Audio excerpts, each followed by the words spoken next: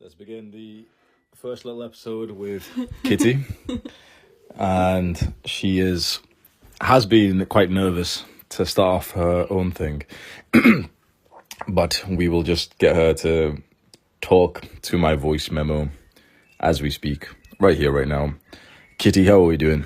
We're doing good, thank you. How are you doing? I'm good, thank you. And how are you? You just keep going backwards and forwards like that. So, if there is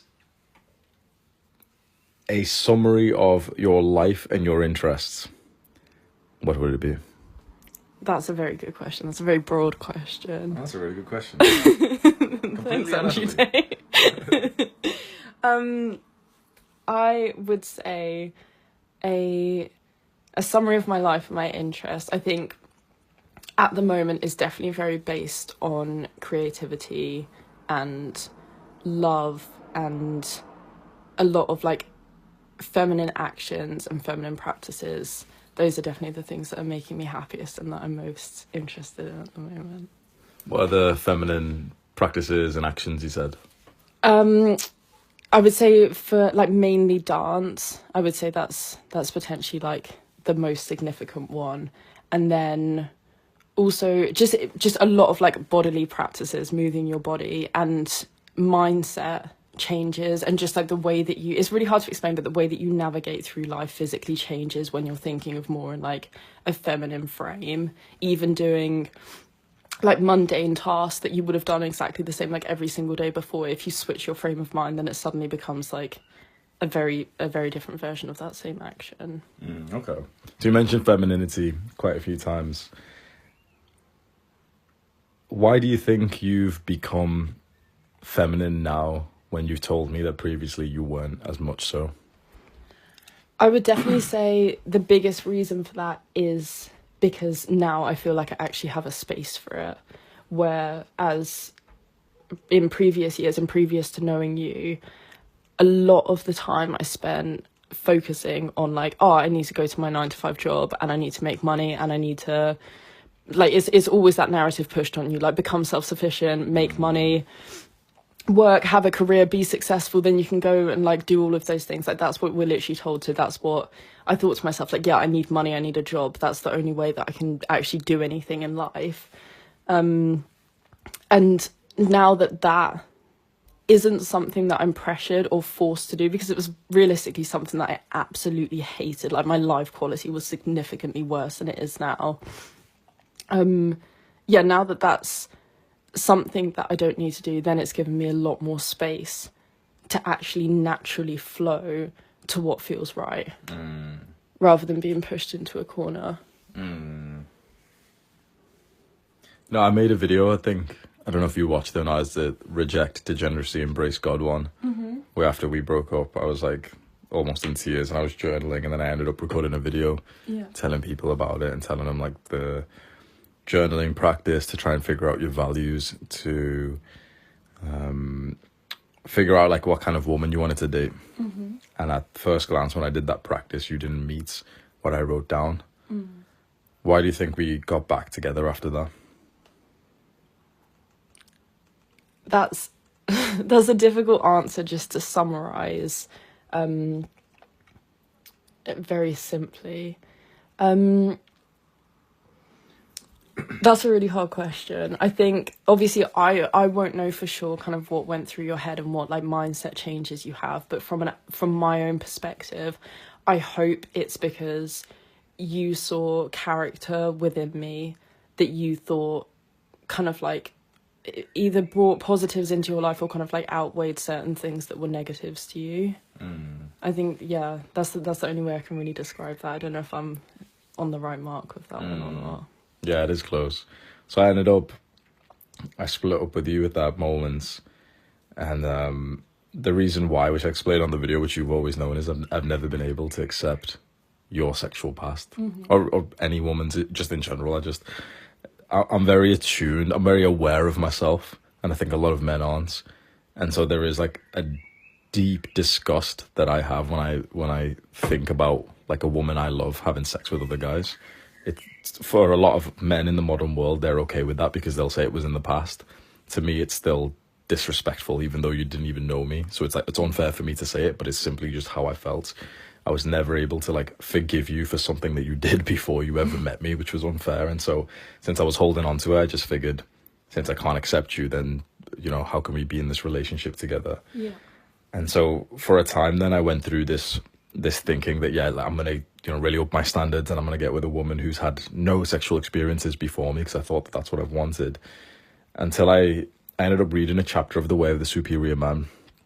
And most guys out there should not follow what I'm about to say. I'm an outlier in this sense, which is, well, the strategy works for everyone, actually. Well, the chapter is to find a woman who is your complementary opposite. And the moment that I read that and I read the chapter, it made me realize that the fantasy that I've had of this like good, pure Muslim virgin woman, it was based on the fallacy, like the idea that I was the equivalent of that. But I'm not. Even there's a quote from the Quran that says that pure women should be with pure men and pure men should be with pure women. I'm not. I'm not the equivalent of that virgin Muslim woman who could like discover herself with her husband who's discovering himself and, you know, like sexuality for the first time. I'm not like that, neither are you. And I realized that I actually would be deeply incompatible with that kind of fantasy woman that I had in my mind. And I just kind of saw what a relationship like that would be, where I would probably steamroll over her. And I see a lot of similarity, but it's exactly the situation that I think my parents are in, where it's this quite like adventurous, powerful man with a woman who is that stereotypical, like just pure Muslim, religious, traditional. And there is certainly a lot of incompatibilities there.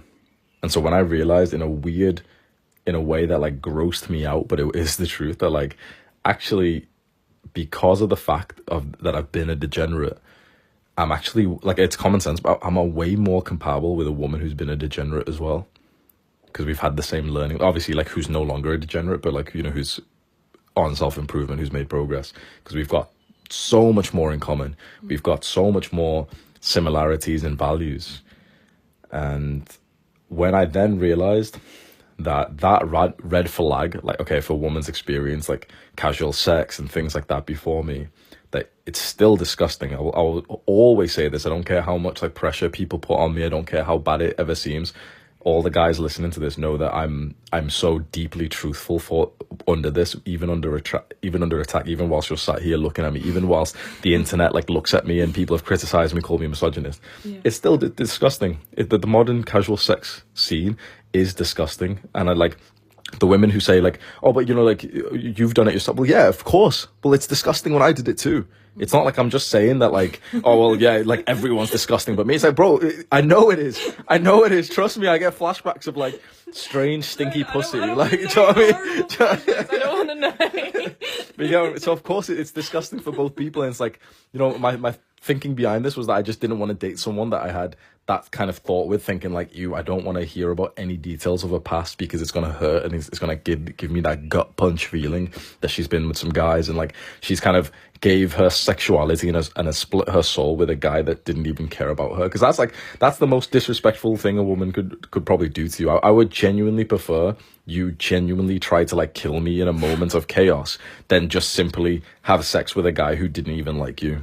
Genuinely, because I'll knock you out. So it's like if you try to kill me, I'll knock you out. And it's like, I don't understand. Oh yeah, you know, feminine chaos, wrathful goddess. Okay, fine.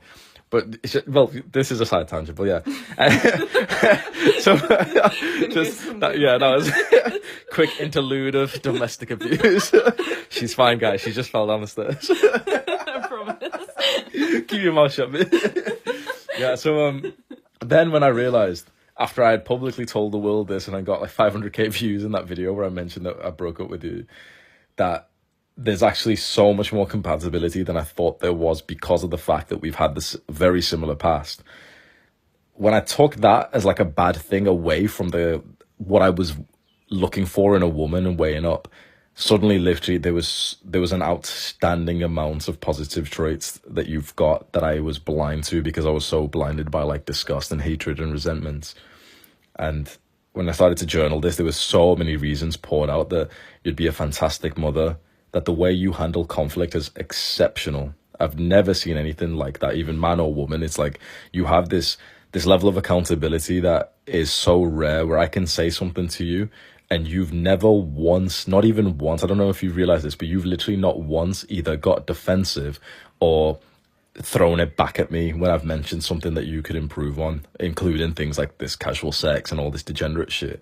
There's so many other girls, when I won't go into details, but just in general, if like, you know, a guy's like me and he'll say these things to women, what happens is like the women will start saying he's controlling, abusive, manipulative, gaslighting, all this shit. I told you once that I actually didn't really respect the way that you used Instagram. You messaged me back that you deleted it. I told you once about the way that you dress, and I ended up saying that like you'd be more of a wife quality if you ended up covering up more.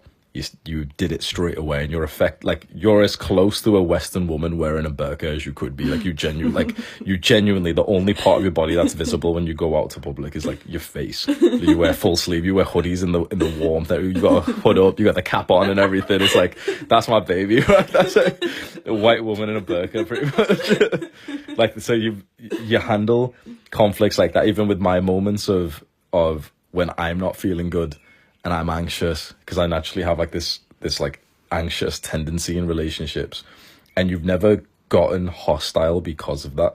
Even just today, when I've literally just straight up asked you like, oh, have you been cheating on me? Like I'm feeling anxious right now, and you know, I don't know what it is. It's just from childhood, anxious attachment style or something. I find it hard to like trust people in some way. And you could have thrown that back on me. You could have shouted at me. You could have said like, oh, well, I'm not doing anything. Why are you like asking me these questions? You just simply answered them in like a very polite way, in like a jokey kind of way, and you literally let me look through your phone and everything, which obviously is not totally healthy on my part, but it's something I'm improving on. So when I was thinking about all your positive traits, now under the light that like we're actually compatible because of our past and not incompatible because of that, there was so much good that I was seeing. Like you will be a fantastic, phenomenal mother. You are incredibly based. You are super, super healthy, which is deeply important. You obsess over health the same level that I do, which other people think is weird, and they think that it's too far. But we only want the best for ourselves and for our children. And as soon as I started thinking like this, that's when I realized that you are a woman that I could invest in. That you are genuinely a woman that I'd be extremely happy and proud to have children with. What do you think about that, baby? I think that is potentially the loveliest thing that I've ever heard as a starter. And I wanted to make a point about when you were saying how I take, I wouldn't even call it criticism, just whenever you bring up like sensitive matters. And I just want to say like that is also a very strong positive on your behalf. Like the fact that you're never scared of telling me exactly what you think and exactly how you feel.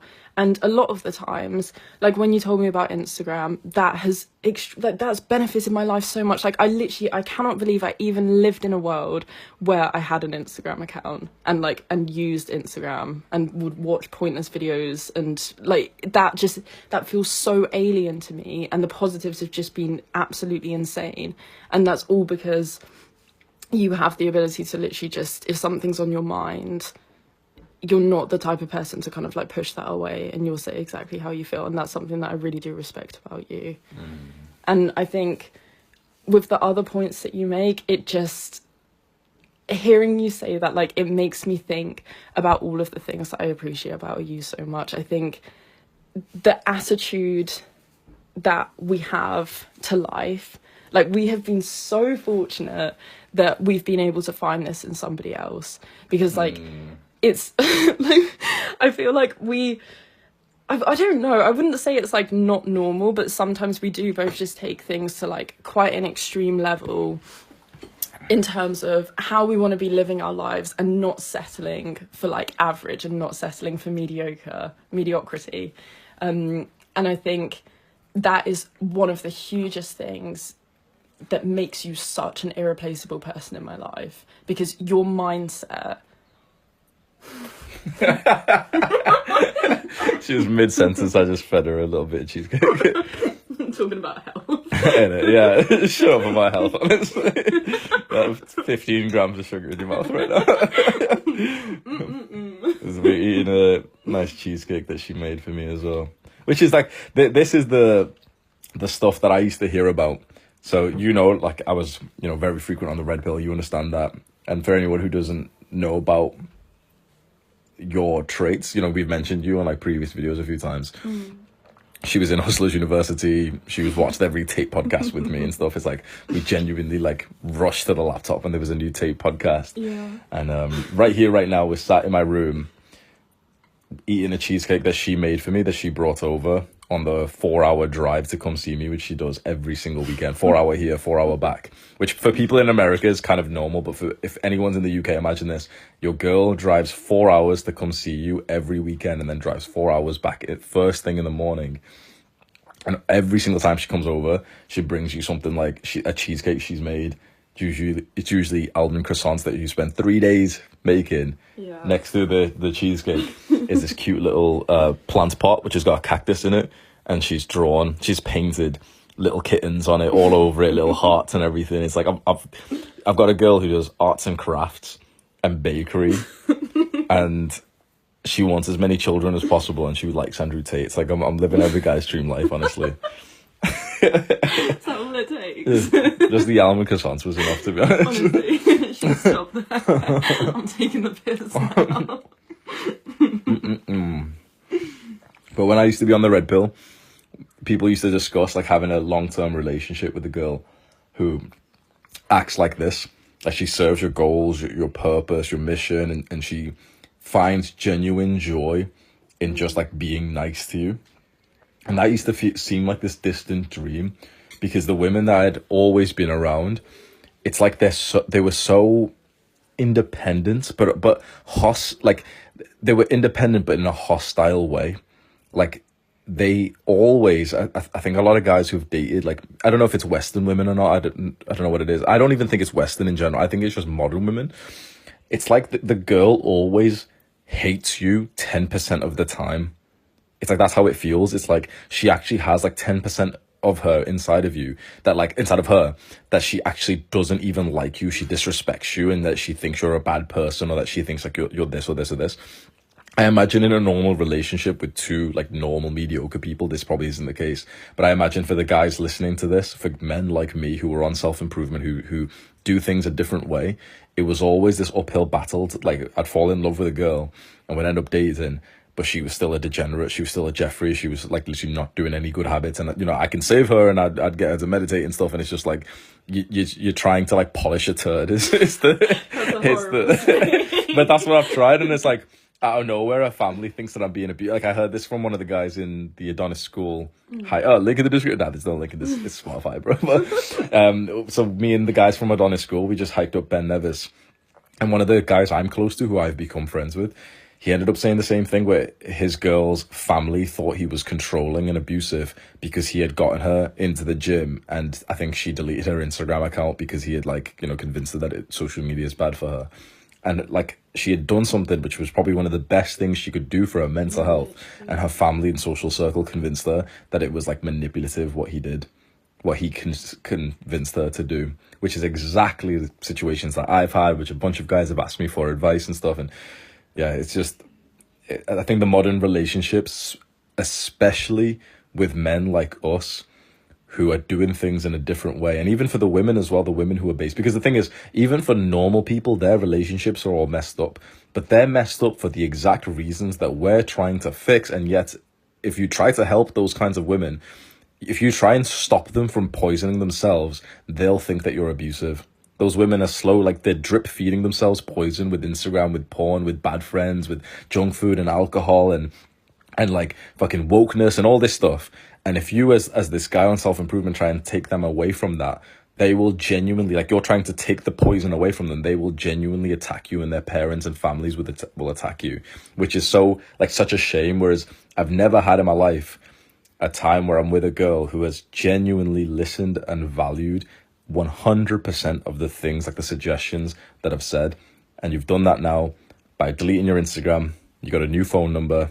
There's like, I've looked at your phone, it's like there's 6 people in your contact list. It's there's 6 people in your contact list. You don't have any social media. No one can find you online. People don't even know your name online. Like, I've still never even said your real name on the internet.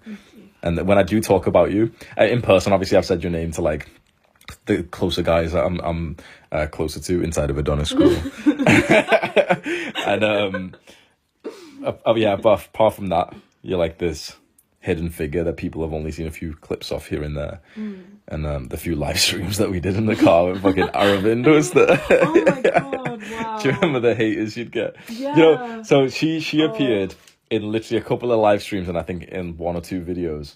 And the amount of hate she instantly got from like these black pill guys. Like, you can genuinely see videos where people have done a breakdown of like my girl here, of saying that she's like a bimbo whore who can't even, literally this is their words, right, who can't even read, and she's pretending to read a book. Like, there was a video of me and her reading that I used for like this cute little montage, and some black pill guy made it and he started saying that I had a dad bod. Yeah, honestly, do you remember that? You were just bulking, please. That was horrible. Welcome to the you took it surprisingly really well like, though. It was funny. Like, I think stuff like that, the kind of mindset I have towards that is like, the way that I navigate through life and the people that I respect, the way that they navigate through life, they would never, ever, ever, 1, make videos like that, or 2, just even leave any like a hateful kind of like comments on such a like menial thing. And so like, if I don't respect the person, I'm not going to respect what they're saying. So I just like, I found it quite amusing. Yeah, you took that well, actually. Anything else we should say for this first episode of Hamza and Kitty?